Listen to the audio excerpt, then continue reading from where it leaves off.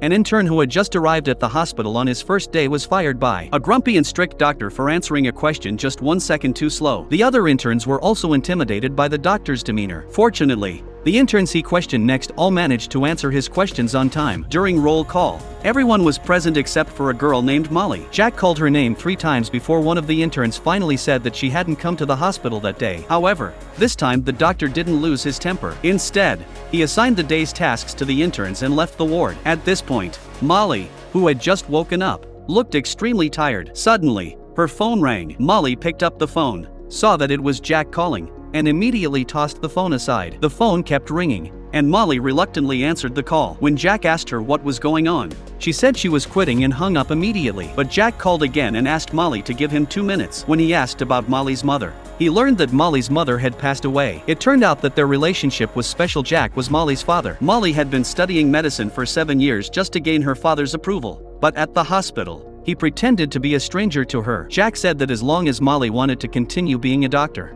he would do his best to help her, but on the condition that she returned to work at the hospital. The next day, Molly finally got herself together and returned to the hospital. Her patience and kindness earned her the highest praise from her patients. As she was about to leave, a new colleague named David found her and nervously introduced himself. He then said that he was directly responsible for a patient with a rather complicated condition. At this point, Molly quickly assessed the patient's situation and told David to lead her to check on the patient. Molly followed David to the ward and saw the female patient with facial paralysis. David was attracted to the patient's appearance and kept staring at her. To ease the awkwardness, Molly used the excuse of making coffee to send David away.